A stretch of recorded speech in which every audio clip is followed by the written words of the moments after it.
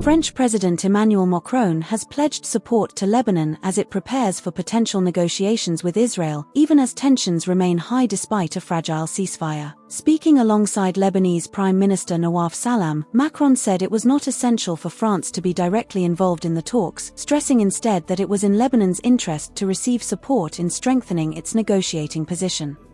Nous allons aider, d'autant que nous le pouvons, le gouvernement libanais à préparer aussi ces discussions et à bâtir l'indispensable plan pour recouvrer la pleine souveraineté.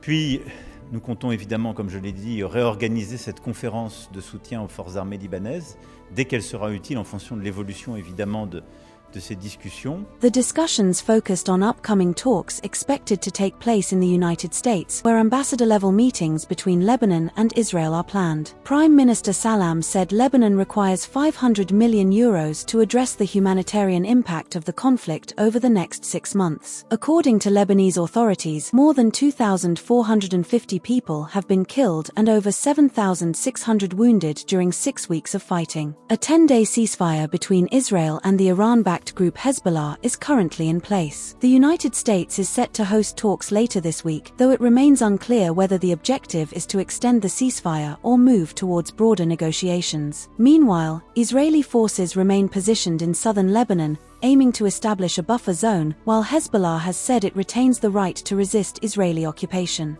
Lebanon's Parliament Speaker Nabi Berri warned that Israeli troops would face resistance if they continued to occupy Lebanese territory. He said Lebanon could not accept losing any land and cautioned that continued presence would lead to ongoing resistance. Separately, Belgian Foreign Minister Maxime Prévost described Israel's actions in Lebanon as totally unacceptable. While condemning Hezbollah's initial attacks, he criticized what he called Israel's disproportionate response and said Belgium is calling for at least a partial suspension of the European Union's association agreement with Israel. Israeli Defense Minister Israel Katz said the country's strategy in Lebanon combines military and diplomatic pressure to disarm Hezbollah and remove threats to northern Israel. Lebanon's Army Chief Rodolphe Haikal also addressed the situation, stating that Lebanon would reclaim every inch of its territory under Israeli occupation. He emphasized the importance of civil peace and warned against undermining the military institution. Prime Minister Salam reiterated that Lebanon is not seeking confrontation with Hezbollah but would not allow itself to be intimidated as it continues diplomatic efforts with Israel.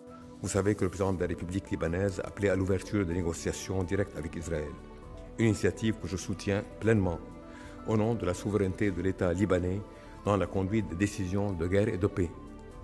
Nous poursuivons cette voie, convaincus que la diplomatie n'est pas un signe de faiblesse, mais un acte responsable, afin de ne laisser aucune voie inexplorée pour restaurer la souveraineté de mon pays et protéger son peuple.